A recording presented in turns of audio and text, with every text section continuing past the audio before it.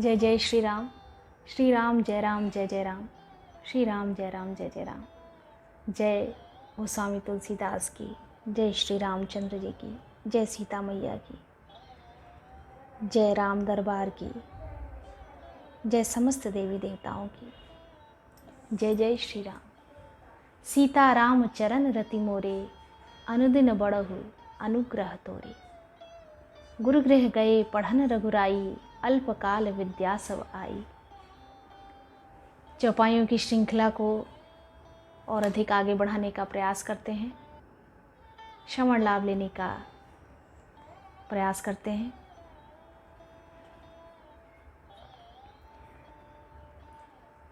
जाकी सहज श्वास श्रुति चारी, सो हरि पढ़यह कौतुक भारी।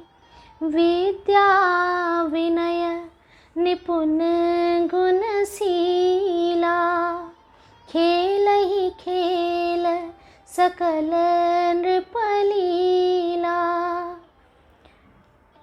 चारों वेद जिनके स्वाभाविक श्वास हैं, वे भगवान पढ़े या बड़ा कौतुक अचरज है।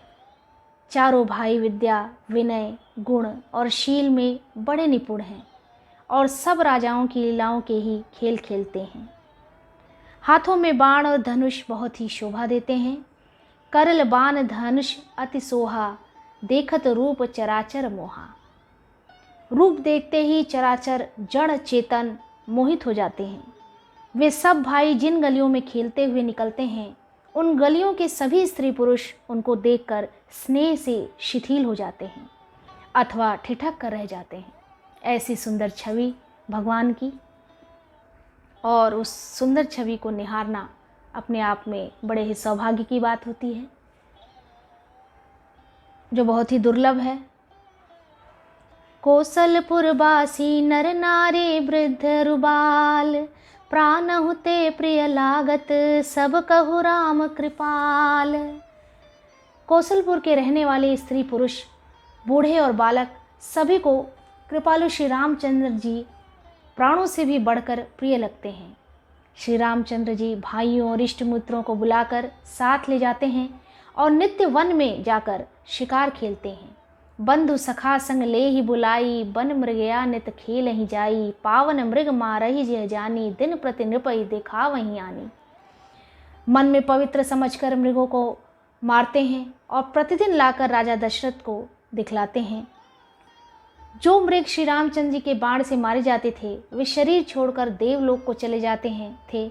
श्री रामचंद्र जी अपने छोटे भाइयों और सखाओं के साथ भोजन करते हैं और माता पिता की आज्ञा का पालन करते हैं। अनुज सखा संग भोजन करही, मात पिता आज्ञा अनुसरही। उनकी आज्ञा का पालन करते हैं। जिस प्रकार नगर के लोग सुखी हों, कृपा निधान श्री रामचंद्र जी वही संयोग वही लीला करते हैं।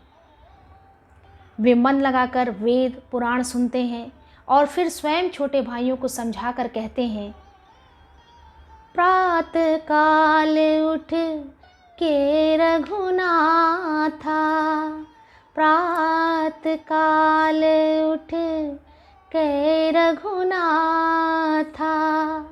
मातु पिता गुर नावहि माथा। प्रातः काल उठ करके भगवान अपने माता पिता का चरण स्पर्श करते हैं, वंदना करते हैं, सिर नवाते हैं। उनके चरित्र देखकर राजा मन में बड़े हर्षित होते हैं। आयो सिमाग करही पुर काजा, देख चरित हर्षहि मन राजा। और आज्ञा लेकर के नगर का काम करते हैं। आशीर्वाद माता पिता दोनों से प्राप्त करते हैं। यह देख करके उनके माता पिता भाव विभोर हो जाते हैं, प्रसन्नता का अनुभव करते हैं। व्यापक कल निहज निर्गुण नाम न रूप, भगत हेतु नाना विधि करत चरित्र अनूप। जो व्यापक अकल निर्वयव इच्छा रहित अजन्मा और निर्गुण है, तथा जिनका न नाम है न रूप, वही भगवान भक्तों के लिए नाना प्रकार के अनुपम अलौकिक चरित्र करते हैं। यह सब चरित्र कहाँ मैं गाई, आगली कथा सुनहु मन लाई। विश्वामित्र महामुनि ज्ञानी, बसहि विपिन शुभ आश्रम जानी। जहाँ जप यज्ञ जोग मुनि करहीं, अति मारीच सुबाहुहि डरहीं। देखत यज्ञ निशाचर धावहीं, करहीं उपद्रव मुनि दुख पावहीं। यह सब चरित्र मैंने गाकर बखान कर कहा। अब आगे की कथा मन लगाकर सुनो। ज्ञानी महामुनि विश्वामित्र जी वन में शुभ आश्रम पवित्र स्थान जानकर बसते थे, जहाँ वे मुनि जप यज्ञ और योग करते थे, परंतु मारीच और सुबाहु से बहुत डरते थे। यज्ञ देखते ही राक्षस दौड़ पड़ते थे और उपद्रव मचाते थे, जिससे मुनि बहुत दुख पाते थे और भयग्रस्त रहते थे। गाध के पुत्र विश्वामित्र जी के मन में चिंता छा गई कि ये पापी राक्षस भगवान के मारे बिना न मरेंगे। गाधित तनय मन चिंता व्यापी, हर बिनु मरहिन निश्चर पापी। तब मुनिबर मन कीन्ह विचारा, प्रभु अवतरहु हरन मही भारा।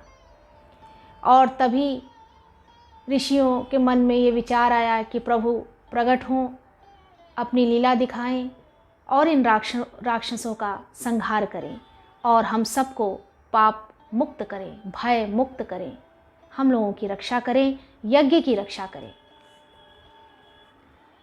एहु मिस देखौ पद जाई, कर बिनती आनौ दो भाई। ज्ञान विराग सकल गुण अयना, सो प्रभु मैं देखब भरी नयना। इसी बहाने जाकर मैं उनके चरणों का दर्शन करूं और विनती करके दोनों भाइयों को ले आऊं, जो ज्ञान वैराग्य और सब गुणों के धाम हैं। उन प्रभु को मैं नेत्र भर कर देखूंगा। बहुविधि करत मनोरथ जात, लागे नहीं बार। करे मज्जन सरऊं जल, गए भूप दरबार। बहुत प्रकार से मनोरथ करते हुए जाने में देर नहीं लगी। सरयू जी के जल में स्नान करके वे राजा के दरवाजे पर पहुँचे।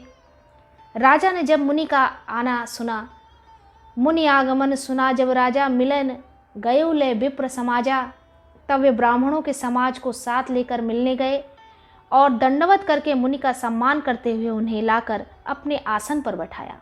करि दंडवत मुनि सनमानी, निज आसन बैठा रहनी आनी। चरण पखारी कीन्ह अति पूजा, उनके चरण पखारे और उनकी पूजा अर्चना की। मोह सम आज धन्य नहीं दूजा, और अपने आप को ऐसा करते हुए धन्य समझा। विविध भांति भोजन करवावा, विभिन्न प्रकार के भोजन करवाए। मुनिबर हृदय हर्ष अति पावा, और मुनि जन बहुत ही हर्षित अनुभव किया। उन्होंने संतुष्ट हुए राजा के इस आचरण से, राजा के इस सत्कार से। पुनि चरणनि मेले सुत चारी, राम देखे मुनि देह बिसारी। राम देखे मुनि देह बिसारी, भये मगन देखत मुख शोभा। जनु चकोर पूरन ससी लोभा। फिर राजा ने चारों पुत्रों को मुनि के चरणों पर डाल दिया, उनसे प्रणाम करवाया। श्री रामचंद्र जी को देखकर मुनि अपनी देह की सुधि भूल गए। वे श्री राम जी के मुख की शोभा देखते ही ऐसे ही मग्न हो गए, मानो चकोर पूर्ण चंद्रमा को देखकर भूल गया हो। इतनी अलौकिक छवि को, भगवान की छवि, जिसको देखने के लिए हम सभी ललायित रहते हैं, ऐसे प्रभु का दर्शन हुआ। तब मन हर्षि वचन कहराऊ, मुनियस कृपान कीन्हु काऊ। केहि कारण आगमन तुम्हारा, कहु सो करतन लावऊं बारा। तब राजा ने मन में हर्षित होकर यह वचन कहे, हे मुनि, इस प्रकार कृपा तो आपने कभी नहीं की। आज किस कारण से आपका शुभागमन हुआ, कहिए, मैं उसे पूरा करने में देर नहीं लगाऊंगा। अपने आने का प्रयोजन बताइए।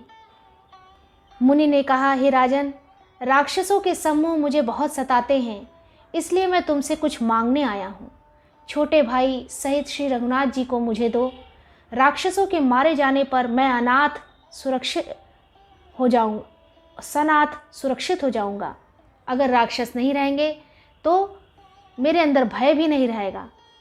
आपके सानिध्य में मैं सनाथ हो पाऊंगा, अन्यथा मैं अनाथ सा अनुभव करता हूँ। देहु भूप मन हर्षित तजहु मोह अज्ञान, धर्म सुजस प्रभु तुमको इनका अति कल्याण। हे राजन, प्रसन्न मन से इनको दो, मोह और अज्ञान छोड़ दो। हे स्वामी, इससे तुमको धर्म और सुयश की प्राप्ति होगी और इनका परम कल्याण होगा। इस अत्यंत अप्रिय वाणी को सुनकर राजा का हृदय कांप उठा। सुनि राजा अति अप्रिय बानी, हृदय कंप मुख दुति कमुलानी, चौथे पन पायो सुत चोरी, विप्र बचन नहीं कहे बिचारी। हे ब्राह्मण, मैंने चौथे पन में 4 पुत्र पाए हैं। आपने यह बात विचार कर बात नहीं कही है और पुत्र वियोग के लिए मुझे प्रेरित कर रहे हैं। मेरे पुत्रों को ले जाने आए हैं। आपने विचार नहीं किया और आदेश दे दिया। ऐसा कह करके वो उनकी जिह्वा कांपने लगी। हे मागहु भूमि धेनु धन सोसा, सर्वस देऊ आज सहरोसा। देह प्राण ते प्रिय कछ नाही, सौ मुनि देव निमिष एक माही। सब सुत प्रिय प्राण की नाई, राम देत नहीं बनई गुसाई। कह निश्चर अति घोर कठोरा, कह सुंदर सुत परम किशोरा। हे मुनि, आप पृथ्वी, गौ, धन और खजाना मांग लीजिए। मैं आज बड़े हर्ष के साथ अपना सर्वस्व दे दूंगा। देह और प्राण से अधिक प्यारा कुछ भी नहीं होता, मैं उसे भी एक पल में दूंगा। सभी पुत्र मुझे प्राणों के समान प्यारे हैं। उनमें भी हैं, हे प्रभु, राम को तो किसी भी प्रकार देते नहीं बनता, वो तो अत्यंत प्रिय हैं। कहाँ अत्यंत डरावने और क्रूर राक्षस और कहाँ परम किशोर अवस्था के बिल्कुल सुकुमार मेरे सुंदर पुत्र। प्रेम रस में सनी हुई राजा की वाणी सुनकर ज्ञानी मुनि विश्वामित्र जी ने हृदय में बड़ा हर्ष माना। सुन नृप गिरा प्रेम रस सानी, हृदय हर्ष माना मुनि ज्ञानी। तब वशिष्ठ बहुविधि समझावा, नृप संदेह नाश कह पावा। तब वशिष्ठ जी ने राजा को बहुत प्रकार से समझाया, जिससे राजा का संदेह नाश को प्राप्त हुआ। राजा ने बड़े ही आदर से दोनों पुत्रों को बुलाया और हृदय से लगाकर बहुत प्रकार से उन्हें शिक्षा दी और कहा, हे नाथ, ये दोनों पुत्र मेरे प्राण हैं। हे मुनि, अब आप इनके ही पिता हैं, दूसरा कोई नहीं।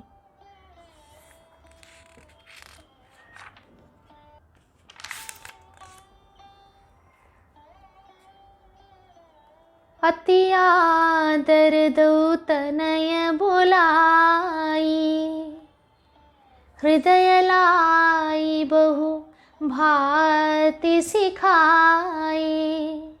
मेरे प्राण नाथ सुत दो, तुम मुनि पिता आने नहीं को। अब आप ही इनके पिता हैं, दूसरा कोई नहीं। सौंपे भूप ऋषि ही सुत, बहुविधि देई असीस। जननी भवन गए प्रभु, चले नाई पद शीस। राजा ने बहुत प्रकार से आशीर्वाद देकर पुत्रों को ऋषि के हवाले कर दिया। फिर प्रभु माता के महल में गए और उनके चरणों में सिर नवाकर चले। पुरुष सिंह दो वीर, हर्ष चले मुनि भय हरन। कृपा सिंधु मति धीर, अखिल विष कारण करन। पुरुषों में सिंह रूप दोनों भाई राम लक्ष्मण मुनि का भय हरने के लिए प्रसन्न होकर चले। वे कृपा के समुद्र धीर बुद्धि और संपूर्ण विश्व के कारणों के भी कारण हैं। भगवान के लाल नेत्र हैं, चौड़ी छाती और विशाल भुजाएं हैं। अरुण नयन उर बाहु विशाला, नील जलज तनु श्याम तमाला। नील कमल और तमाल के वृक्ष की तरह श्याम शरीर है। कटिपट पट पीत कसै बर भाथा, कमर में पीतांबर पहने और सुंदर तरकस कसे हुए हैं। रुचिर चाप सायक दुहु हाथा, दोनों हाथों में क्रमशः सुंदर धनुष और बाण है। ऐसी अलौकिक छवि भगवान की, प्रभु की। श्याम गौर सुंदर दो भाई, विश्वामित्र महानिधि पाई। प्रभु ब्रह्मण्य देव मैं जाना, मोहि नित पितात जीव भगवाना। श्याम और गौर वर्ण के दोनों भाई परम सुंदर हैं। विश्वामित्र जी को महान विधि निधि प्राप्त हो गई। वे सोचने लगे, मैं जान गया कि प्रभु ब्रह्मण्य देव ब्राह्मणों के भक्त हैं। मेरे लिए भगवान ने अपने पिता को भी छोड़ दिया। ऐसी दुर्लभ संयोग बना और मुझ पर इतनी अपार कृपा हुई प्रभु की। चले जात मुनि दीन दिखाई, सुन ताड़ का क्रोध कर धाई। मार्ग में चले जाते हुए मुनि ने ताड़का को दिखलाया। शब्द सुनते ही वह क्रोध करके दौड़ी। श्री राम जी ने एक बाण से उसके प्राण हर लिए और दीन जानकर सबको निज पद अपना दिव्य स्वरूप दिखा दिया। एक ही बाण प्राण हर लीन्हा, दीन जानते ही निज पद दीन्हा। तब ऋषि निज नाथ ही जिय चीन्ही, विद्या निधि कौ विद्या दीन्ही। जाते लागन क्षुधा पिपासा, अतुलित बल तनु तेज प्रकाशा। तब ऋषि विश्वामित्र ने प्रभु को मन में विद्या का भंडार समझाते हुए भी लीला को पूर्ण करने के लिए ऐसी विद्या दी जिससे भूख प्यास न लगे और शरीर में अतुलित बल और तेज का प्रकाश हो। श्री रामचरितमानस की सुंदर चौपाइयों की श्रृंखला अनवरत रूप से आगे बढ़ती रहेगी। आप सभी इसका श्रवण लाभ लें। हम जगत संसार के सभी प्राणी इसका वाचन करें, श्रवण करें। हम सब पर भगवान की कृपा सदैव बनी रहे। जय जय श्री राम। श्री राम जय राम, जय जय राम। श्री राम जय राम, जय जय राम।